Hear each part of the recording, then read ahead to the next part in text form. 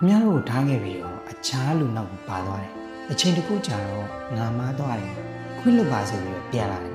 အဲ့ဒီချိန်မှာခမရတို့ရင်းနေကအချစ်တွေကဝဲခန်းဆိုပြီးတော့လက်ရက်ခေါ်ခြင်းနေပြီခဏလေးဒီသချင်းလေးကိုနားထောင်ကြည့်လိုက်ဗျ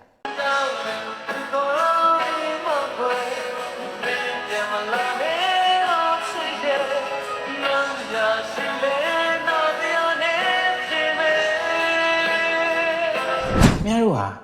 အရန်တာယာမဟုတ်ဘူးလေ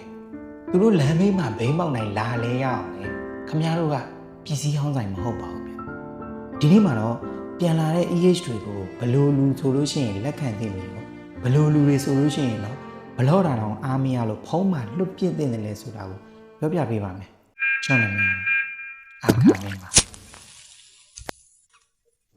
ပထမဦးဆုံးလက်ခံတင်တဲ့လူတွေပါဒီလူတွေကတော့ရှားပါမျိုးစိတ်တွေလည်းပြောလို့ရပါတယ်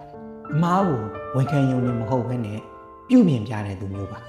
ဗဇက်ကပဲစိုးယူလို့ပြောနေတာမျိုးမဟုတ်ပါဘူးသူဘာကြောင့်ထားခဲ့မိလဲဆိုတဲ့အကြောင်းရင်းကိုတည်တည်ချာချာသုံးသပ်ပြနိုင်ပြီးတော့အဲ့ဒီအကျင့်ဆိုးကိုပြင်ထားပြီးသားသူမျိုးပါခင်ဗျားတို့မရှိတဲ့အချိန်မှာသူ့ဘဝက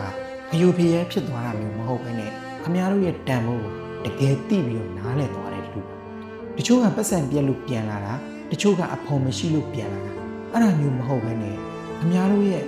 စိတ်ဓာတ်နဲ့ခင်ဗျားတို့ရဲ့အချစ်ကိုဘယ်သူနဲ့မှအစားထိုးလို့မရမယ်တကယ်နားလည်သွားတဲ့သူမျိုးပါယုံကြည်မှုရပြန်လဲတိဆောက်ဝန်းတဲ့သူပါ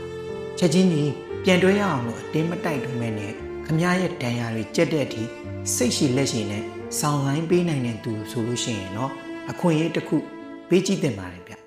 ရှားပါလူမျိုးတွေကတော့ဒီသချင်းလေးကိုတစ်ချက်နားထောင်ကြည့်လိုက်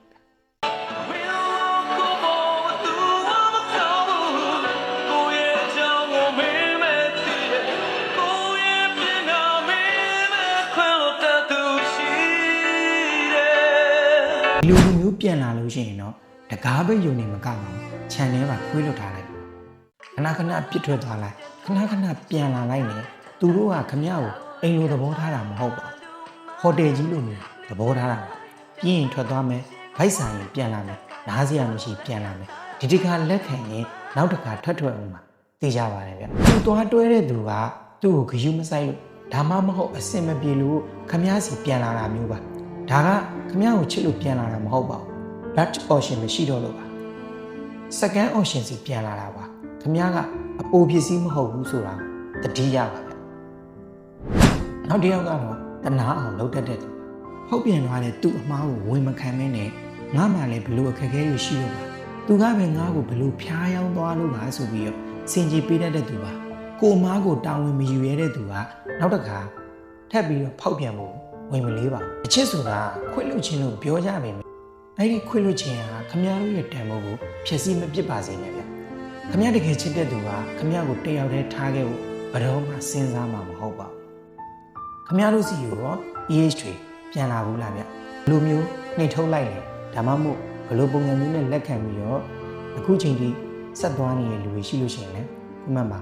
ပြီးခဲ့ပါဦးဗျနောက်ဗီဒီယိုတွေမှာဆက်တွေ့ကြပါ